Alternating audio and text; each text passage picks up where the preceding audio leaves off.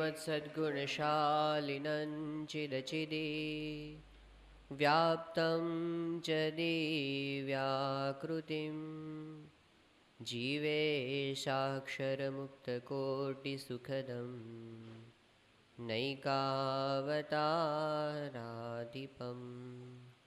ज्ञेयं श्रीपुरुषोत्तमं मुनिवरेर्वेदादिकीर्त्यं विभुं तं मूलाक्षरयुक्तमेव सहजा नन्दं च वन्दे सदा। श्री स्वामिनारायण भगवाननी जय। अक्षर पुरुषोत्तम महाराजनी जय। गुणातीतानंद स्वामी महाराजनी जय। भगतजी महाराजनी जय। शास्त्री जी महाराजनी जय। योगी जी महाराजनी जय। प्रमुख स्वामी महाराजनी जय। दिल्ली अक्षरधाम महोत्सवनी जय।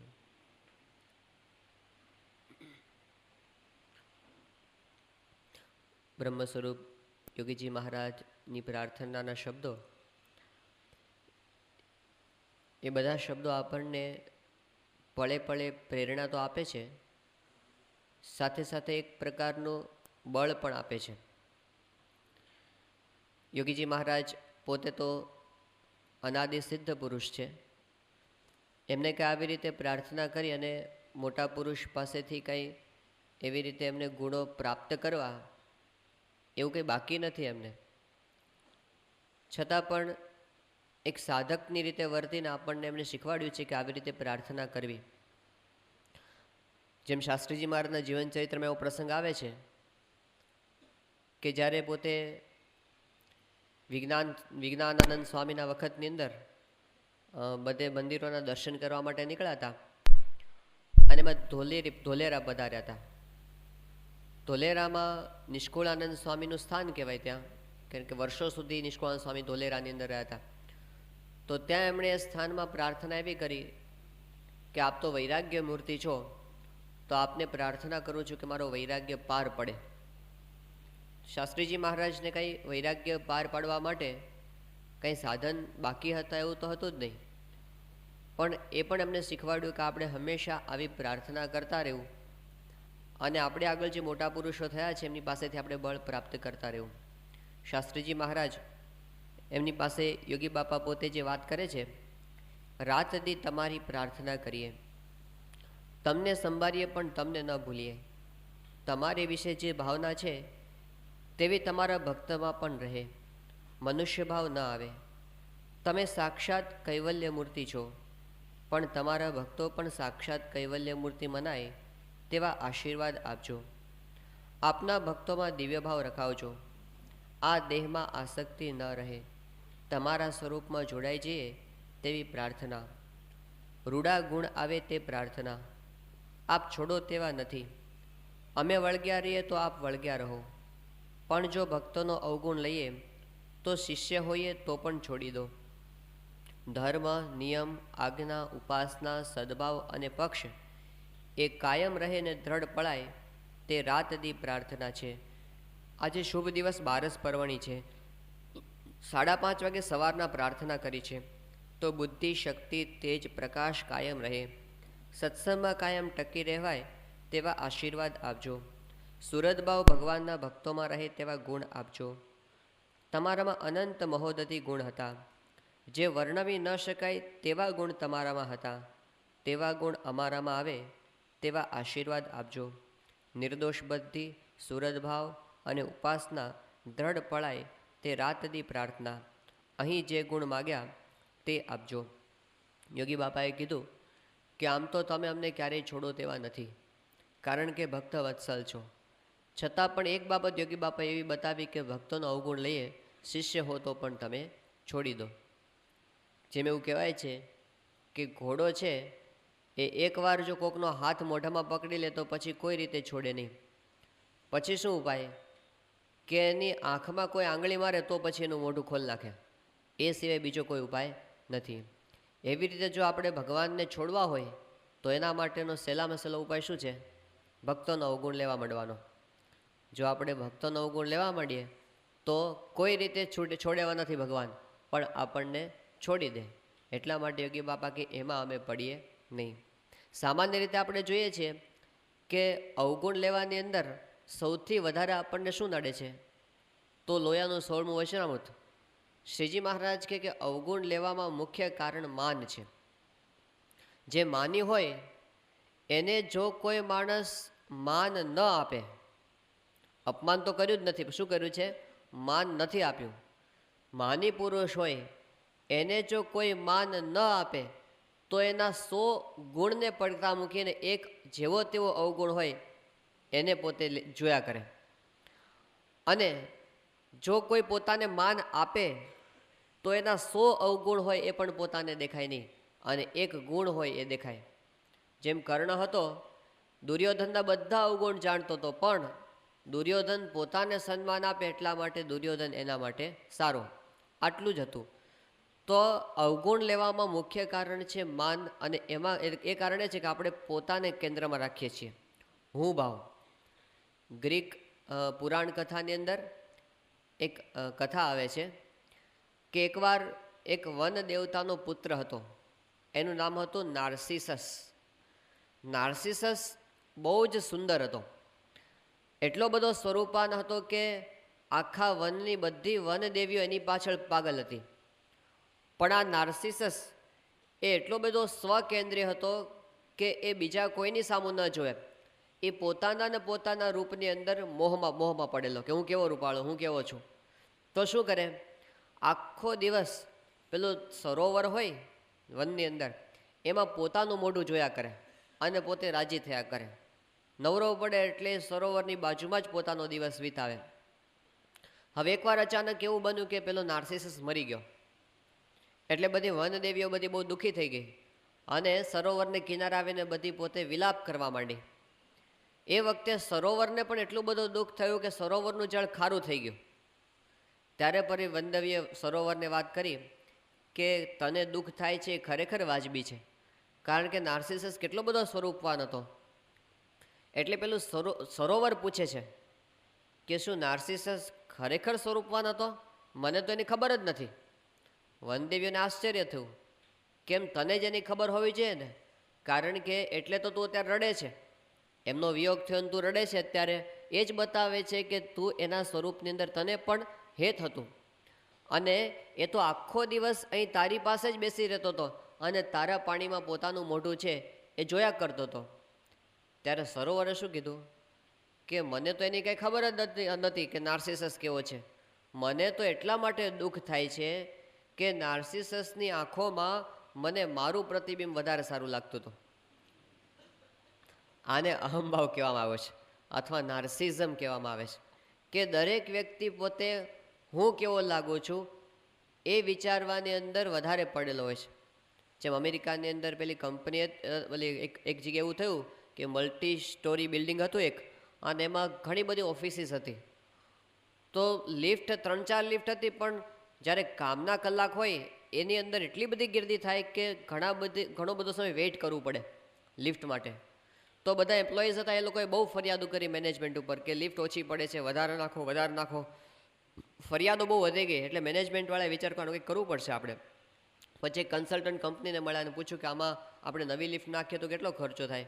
એ લોકોએ બધું આમ તપાસ કરી અને પછી કીધું કે એનો એક સહેલો ઉપાય બતાવીએ તમને, કે નવી લિફ્ટ નાખવાની જરૂર નથી, દરેક લિફ્ટની પાસે એક મોટો અરીસો મૂકી દો.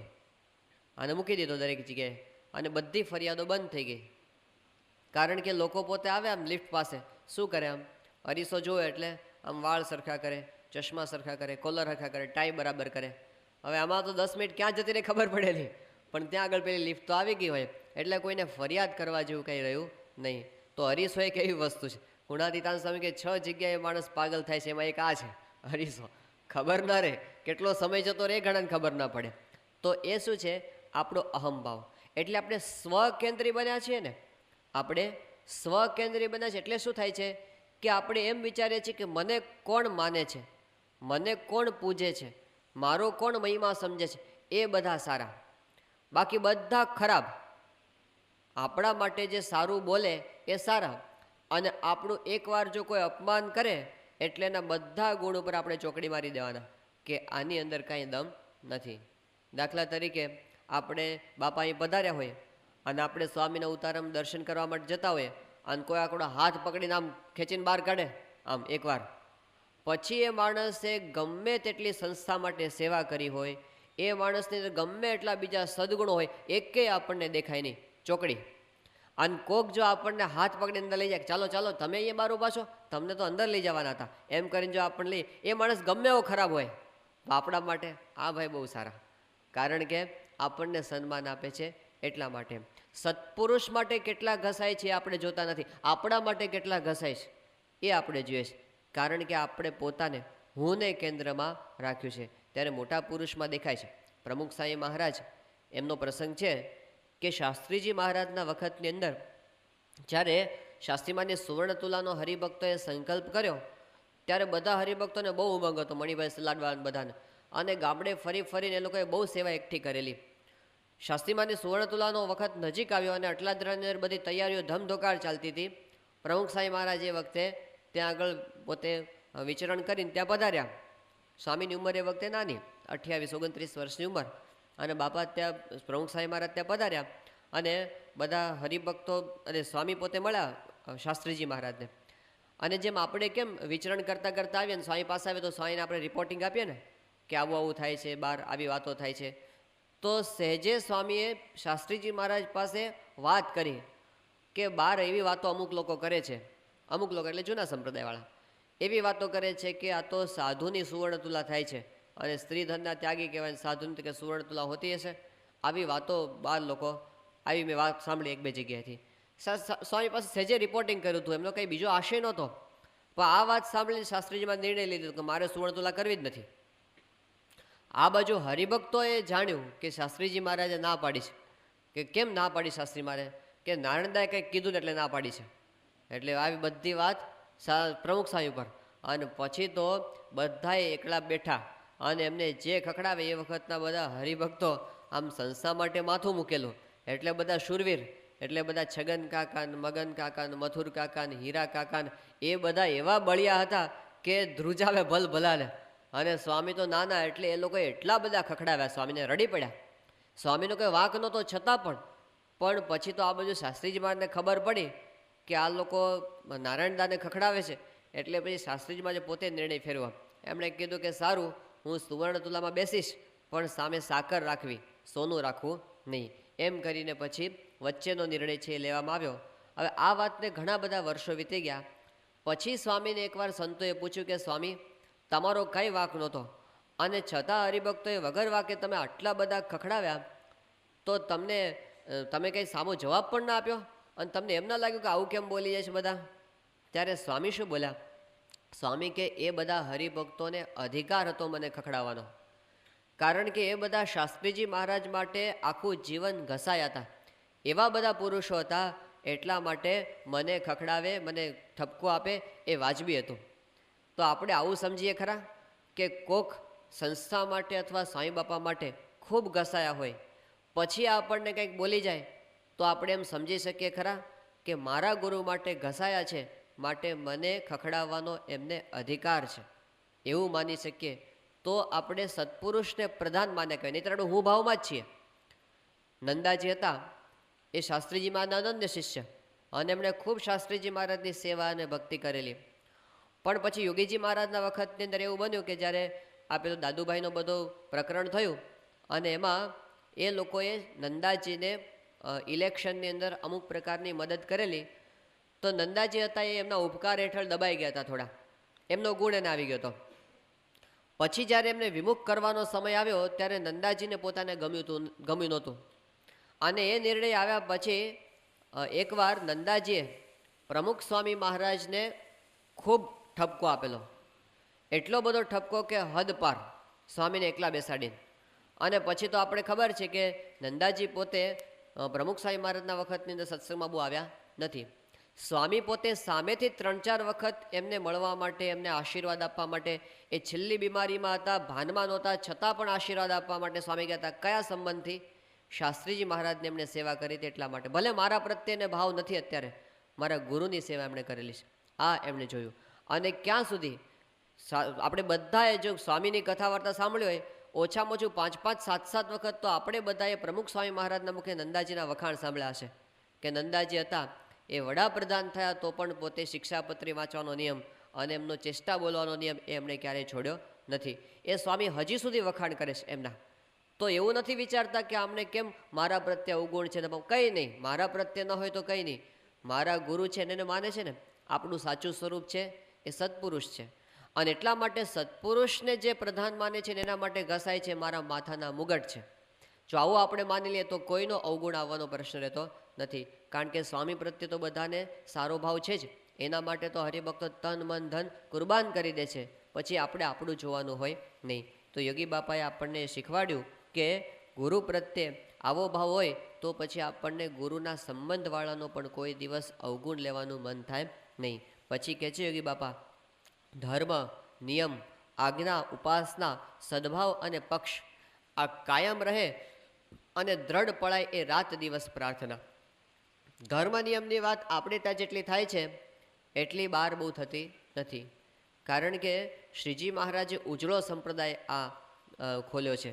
ઉજળો સંપ્રદાય એટલે એની અંદર નિયમ ધર્મ અને વર્તનની વાત પહેલાં આવે. કવિ નાનાલાલ પોતે કહેતા કે શ્રીજીએ પ્રવર્તાવેલા ધર્મ માર્ગની લાક્ષણિકતા શી લેખાય? તો આ ધર્મ માર્ગ છે આચાર સ્વચ્છતાનો, વિચાર સ્વચ્છતાનો, વિધિ સ્વચ્છતાનો, વ્યવહાર સ્વચ્છતાનો, અંતર સ્વચ્છતાનો, સર્વદેશી આંતરબહિત સ્વચ્છતાનો માર્ગ છે. મહારાજે બધું જ ચોખ્ખું કરી નાખ્યું. જેમ પેલો બાવો હતો અને મહારાજ પાસે મહારાજ કે મહારાજ તમે બહુ ભૂંડું કર્યું. મહારાજ કે અમે શું ભૂંડું કર્યું?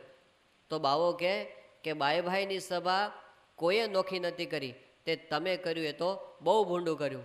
ત્યારે મહારાજ કે હું અક્ષરધામમાંથી આવ્યો છું અને સુગાળવો છું, એટલા માટે મારી સુગ ચડી છે, એટલે તમે બધા આ બધા નિયમ પાળી શકે છે. મારી સુગ જ્યાં સુધી રહેશે ત્યાં સુધી આ નિયમ રહેશે. તો આપણને દેખાય છે કે જ્યાં સત્પુરુષ છે ત્યાં સુગ છે, ત્યાં આગળ મહારાજની સુગ ચાલી આવે છે, અને જ્યાં આગળ સત્પુરુષ નથી ત્યાં મહારાજની આવી સુગ દેખાતી નથી. તો પુરુષોત્તમ નારાયણ મહારાજ કે આ સાધુને આ નિયમ એ અમે અક્ષરધામમાંથી લઈને આવ્યા છીએ. તો મહારાજે સંતો અને હરિભક્તો બધાને વર્તનમાં રાખ્યા. ખાલી ફિલોસોફીની વાતો નહીં, ઊંચી ઊંચી વાતો હોય પણ જો એક પગલું ભરવામાં ના આવે તો પછી એ બોલનારના અંતરમાં એની પ્રતીતિ ના આવે અને સાંભળનારના અંતરમાં પણ એની પછી ઉપર છલ્લું રહે, ખાલી વાતો મારે, વિચારની અંદર રહે, પણ અનુભવની અંદર એ જ્ઞાન ક્યારે આવી શકતું નથી. એટલા માટે આચરણનો આપણે ત્યાં બહુ મહિમા આખી પરંપરામાં આપણને દેખાય છે. સ્વામી યુવકોને કહે છે, બાળકોને કહે છે, કિશોરોને નિયમ આપે છે કે આ ટેલિવિઝનની અંદર આ બધું ન જોવું, આ બધા ગરબાની અંદર આપણે ન જોવું. કેટલો આગ્રહપૂર્વક પોતે કહે છે.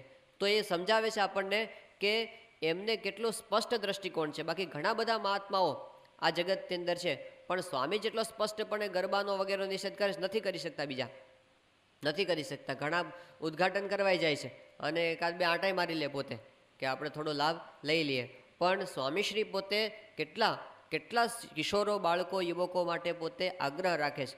પણ ઘણી વખત શું થતું હોય છે, એક છોકરાએ એવું કીધું કે હું તો નથી જતો, પણ મારા દાદા એવું કહે છે કે તું મને લઈ જા, એટલે મારે એને સ્કૂટરમાં બેસાડીને લઈ જવા પડે છે. તો બાબા થયા હોય ને તો પણ હજી છૂટે નહીં. જરાક આપણે નજરા નાખી લઈએ, જરાક આપણે જોઈ આવીએ. એ આપણા સંપ્રદાયની રીત નથી, કારણ કે મહારાજે શુદ્ધ સંપ્રદાય સ્થાપ્યો છે. શ્રીજી મહારાજે કેટલો ઊંચો આદર્શ બતાવ્યો છે મધ્યના 35મા વચનામૃતની અંદર ગૃહસ્થ હરિભક્તો માટે.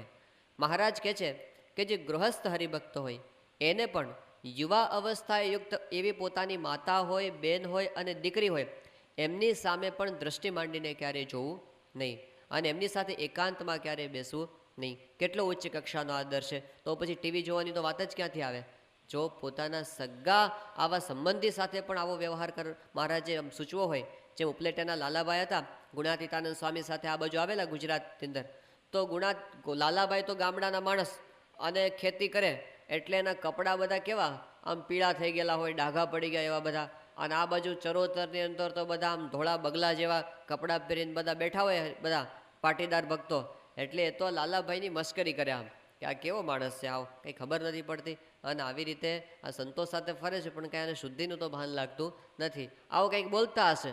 ગુણાતીતાનંદ સ્વામી છે એની નજર ગઈ ત્યારે ગુણાતીતાનંદ સ્વામી બધા હરિભક્તોને શું કીધું કે તમે બધા છે ને બહારથી ઉજળા છો અને અમારા લાલાભાઈ છે ને અંતરથી ઉજળા છે.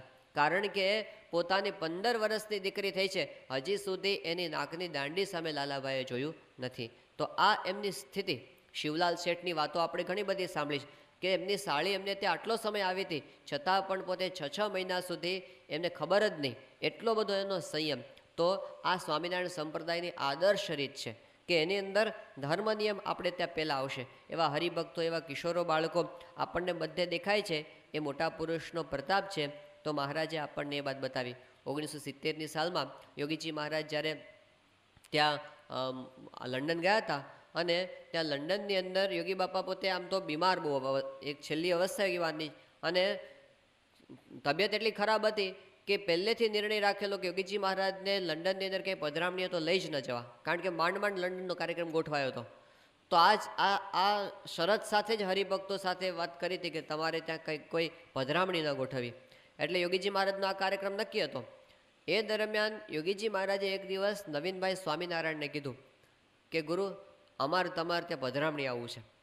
હવે નવીનભાઈ 1958ની સાલમાં લંડન ગયા હતા ભણવા માટે, અને જ્યારે ગયા ત્યારે મોચીદળમાં યોગીજી મહારાજના આશીર્વાદ લેવા માટે ગયા હતા.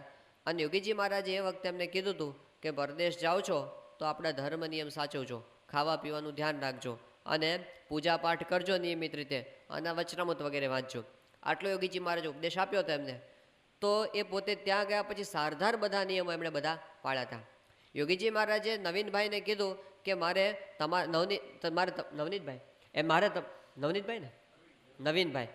મારે તમારે ત્યાં આવવું છે. એટલે નવીનભાઈ કે પણ સ્વામી એને ખબર હતી કે આ તો મનાય છે, અને જો હું લઈ જઈશ તો બધા મારા પર તૂટી પડશે. એટલે એમણે યોગી બાપાને કીધું સ્વામી તમારે તકલીફ લેવાની જરૂર નથી. ના, યોગી બાપા કે અમારે આવવું જ છે. એટલે નવીનભાઈ કીધું સ્વામી મારું ઘર તો છે ને એ પહેલાં માળે છે, હું ગ્રાઉન્ડ ફ્લોર પર નથી રહેતો, અને યોગીજી મહારાજને તો બધે ખુરશીમાં બેસીને ફરવું પડતું તે વખતે. તો કીધું બાપા મારું તો પહેલાં માળે ઘર છે, અને દાદરા એટલા બધા સાંકડા છે કે ખુરશી પર બેસીને પણ ચડાય એવું નથી. યોગીજી મહારાજ કે અમે ચાલતા ચડશું, પણ અમારે તમારે ત્યાં આવવું છે. કે બાપા હું અહીં પધરામણીની ભેટ મૂકી દઉં, કે ના મારે ત્યાં જ આવવું છે. એટલે એમણે તો નક્કી કર્યું કે મારે જવું જ છે. આગ્રહપૂર્વક યોગીજી મહારાજ ત્યાં ગયા, અને ત્યાં પધરામણી કરી, આશીર્વાદ આપ્યા. અને બાપા રાજી થઈને જ્યારે પાછા આવતા હતા ત્યારે રસ્તામાં કોકે યોગી બાપાને પૂછ્યું કે સ્વામી તમે આટલો બધો આગ્રહ કેમ રાખ્યો નવીનભાઈને ત્યાં જવાનો? ત્યારે યોગી બાપા કે 12 વર્ષ પહેલાં નવીન અહીં પરદેશ આવતો હતો, અને એ વખતે અમે એને જે નિયમ રાખવાનું કીધેલું એ બધા એણે સારધાર પાર પાડ્યા, એટલે અમને એમના પ્રત્યે હેત થઈ ગયું. યોગીજી મહારાજ કે અમને ઉમળકો આવી ગયો કે અમારે એને ત્યાં જવું છે. આ રાજીપો. જો આપણે સ્વામીને આપણે ત્યાં પધરામણી કરી હોય તો એના માટેના ઉપાય છે. કદાચ સ્વામી હવે પધરામણી ઘરે ના આવે, પણ રાજીપો તો થઈ જાય, કે એમને ઈચ્છા થઈ જાય કે આપણે કંઈક કરી નાખીએ એના માટે, એવું તો ચોક્કસ થઈ જાય. એ આ ધર્મ નિયમ પાળવાથી થાય છે. બીજી વાત કરીએ છે આજ્ઞા અને ઉપાસના. આજ્ઞાની અંદર નિયમ તો આવે જ, પણ મુખ્ય આજ્ઞા જે ગુણાતીતાનંદ સ્વામી આપણને કીધી છે એ કઈ આજ્ઞા? નિજાત્માનમ બ્રહ્મરૂપમ દેહત્રય વિલક્ષણમ વિભાવ્યતેન કર્તવ્યા ભક્તિ કૃષ્ણસ્ય સર્વદા. આ આજ્ઞા છે. આજ્ઞા એટલે એમાં વિચાર ન કરવાનો, એ કરવાનું જ હોય. આજ્ઞાની અંદર કાંઈ વિચાર કરવો એ કરવાનું હોય. જેમ આપણને કીધું છે તમારે માંસ નહીં ખાવાનું એટલે ન જ ખાવાનો હોય, દારૂ ન પીવાનો એટલે ન જ પીવાનો હોય. એમ આપણને કહે છે રોજ સવારે સ્નાન કરવાનું, પૂજા કરવાની, એ આજ્ઞા છે. એ આપણા માટે આજ્ઞા છે. એમ આપણા માટે આ પણ આજ્ઞા છે. તમે માનો કે મારું સ્વરૂપ બ્રહ્મ છે, આજ્ઞા થઈ ગઈ. જેમ પેલી બધી આજ્ઞા છે એમાં આજ્ઞા, અને વળી આ તો પાછી બધા કરતાં મુખ્ય આજ્ઞા છે. એટલે દેહ ભાવથી પર, ભલે ને આપણે દેહમાં હોઈએ. ગુણાતીતાનંદ સ્વામી કે કદાચ વિષય પોતાને લોપી નાખતા હોય તો પણ આપણે એમ માનવું કે હું આત્મા છું. વિષય લોપે કે ન લોપે, આપણે કે આત્મા મટી જતા નથી. હજી આપણે થોડી અજ્ઞાન અવસ્થાની અંદર છીએ, એટલે આપણા ઉપર વિષયો સવાર થઈ જાય છે. પણ છતાં પણ પ્રયત્નપૂર્વક એવું માનવું કે સ્વામી બાપાની ઈચ્છા છે અને મહારાજની આજ્ઞા છે, માટે આપણે માનવું કે હું બ્રહ્મ છું, હું આ દેહ નથી, આ બધાથી જુદો છું. તો આવી એક આજ્ઞા આપણને કરવામાં આવી છે. જેમ પેલો નાટક હોય અને એની અંદર પેલો સિકંદર એનું પાત્ર કોઈ ભજવતો હોય માણસ, તો એ પોતે શું કરે કે આ જ્યારે રોલ ભજવતો હોય ત્યારે તો એવો રૂઆબ બતાવે, બધા એની આજ્ઞા પાળતા હોય સિકંદરની, અને પોતે પેલો કેફ બતાવે અને મોટી મોટી વાતો કરે અને લડાઈઓ કરે, બધું કરતો હોય. પણ એને ખબર હોય સિકંદરને કે આ બધા મારી આજ્ઞા અત્યારે પાળે છે, પણ હમણાં નાટક પૂરું થશે એટલે મને જ થેલી પકડાવશે, જા શાક લઈ આવ, એ મને જ મોકલવાના છે. એને ખબર છે કે આ રોલ છે. એ પોતે એક્ટિંગ કરતાં કરતાં પણ એને અનુસંધાન રહે છે કે આ તો ખાલી મારે નાટક ભજવવાનું છે. એમ આપણે પણ આ લોકને નાટક, કોકના બાપ તરીકે, કોકના દીકરા તરીકે, કોકના ભાઈ તરીકે, કોકના મિત્ર તરીકે, આ બધું શું છે? આ દેશ સાથેના સંબંધો છે ને. એટલે એ બધા રોલ એ આપણે ભજવવાના છે. પણ એ ભજવતા ભજવતા સમજવાનું શું, હું આ બધાથી નોખો છું. આ તો બધા દેહના ભાવ છે, પણ મારે વિશે તો એમાંનો એકે ભાવ નથી. મારે વિશે તો કોઈ નાત નથી, જાત નથી, કોઈ જાતનો. મહારાજે શું કીધું છે કે આપણે છે ને જ્યારથી જન્મ્યા ત્યારથી કુસંગીના શબ્દો આપણા મનની અંદર પડી ગયા છે. કુસંગીના શબ્દ એટલે આ તારી માં, આ તારો બાપ, આ તારી વાડી, આ તારું ઘોડું, અને આ તારું ફઈ, ને આ તારી માસી, ને આ તારો મામો. એવું બધું મહારાજે લાંબુ લાંબુ લિસ્ટ પ્રથમને 70મા વચનામૃતની અંદર આપ્યું છે. એટલે આપણને અહમ અને મમત્વ સંબંધી ઘણા બધા શબ્દો પડી ગયા છે.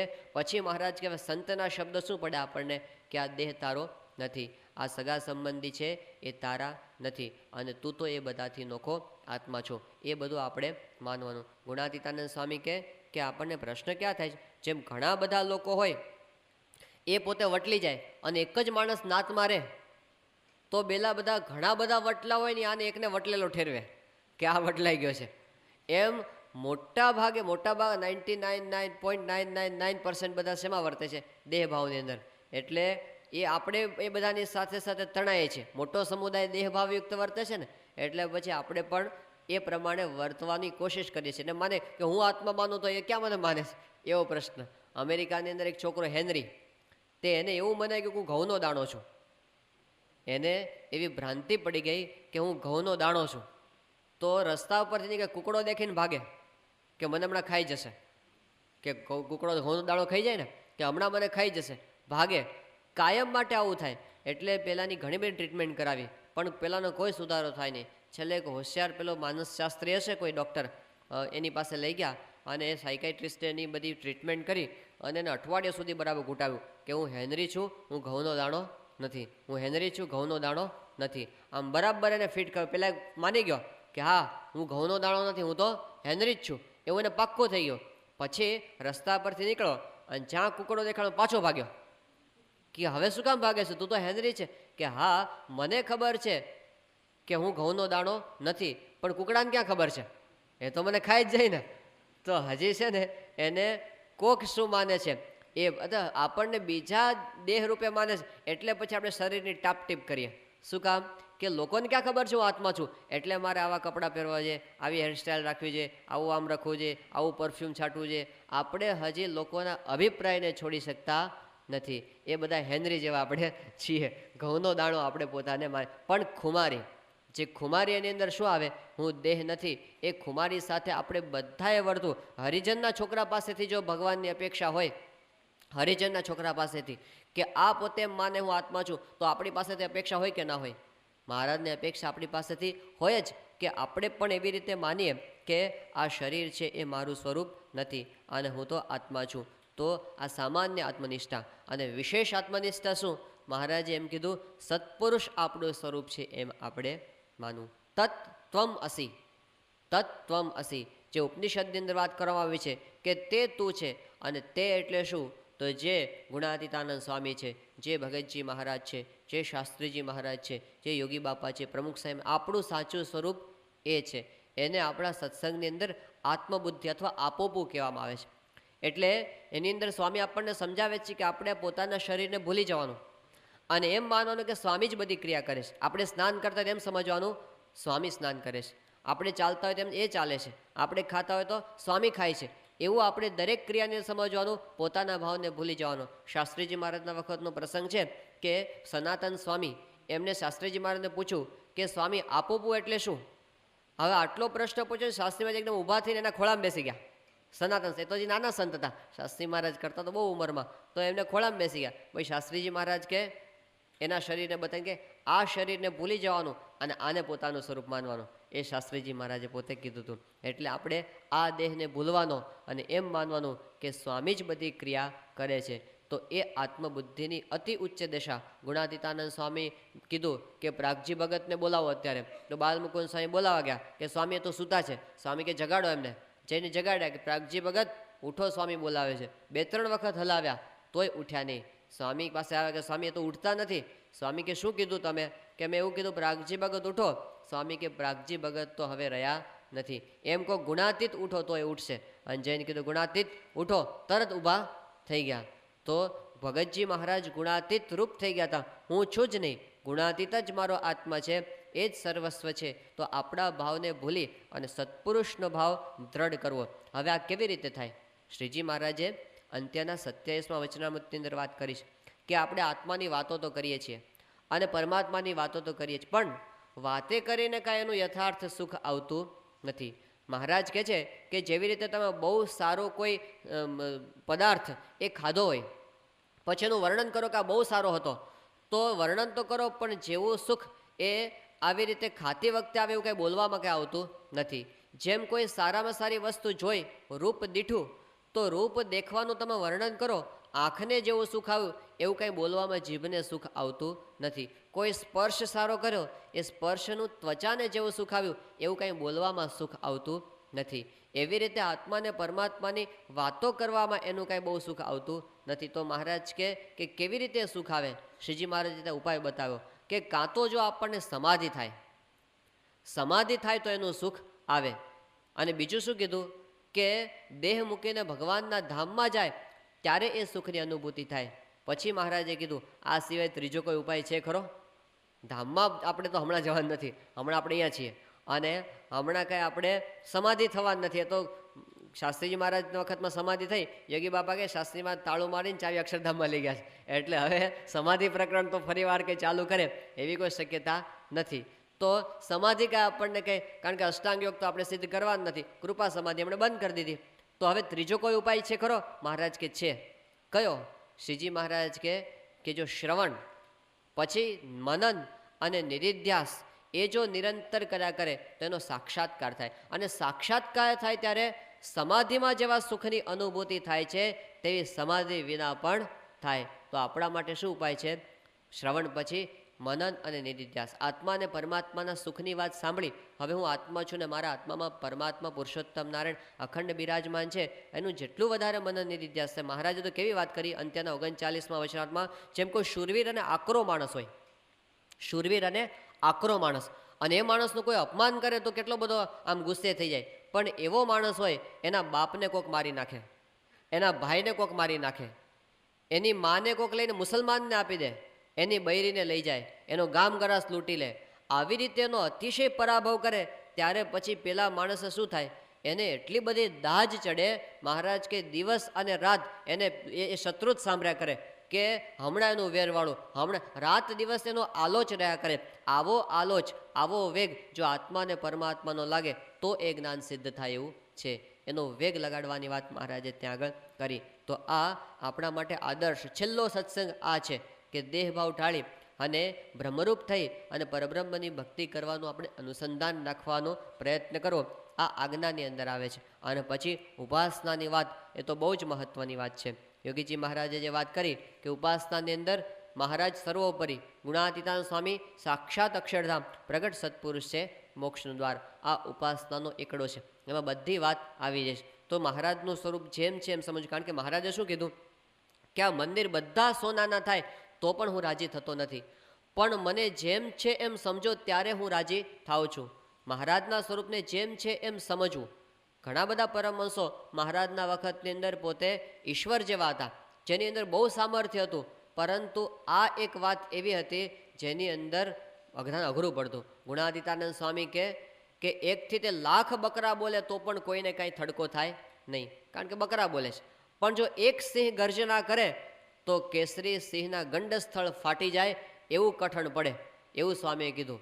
એમ સ્વામી કે સ્વામિનારાયણ ભગવાન છે એ બીજા અવતાર જેવા કહીએ ત્યાં સુધી તો લોકોને કાંઈ કઠણ પડતું નથી, પણ અવતાર માત્ર સ્વામિનારાયણનું દીધું કણેથું ખાય છે અને ભજી ભજીને એવા થયા છે એમ જે કહેવું એ તો કેસરી સિંહના નાદથી હાથીના ગંડસ્થળ ફાટી પડે એવું કઠણ પડતું, અઘરું પડી જાય.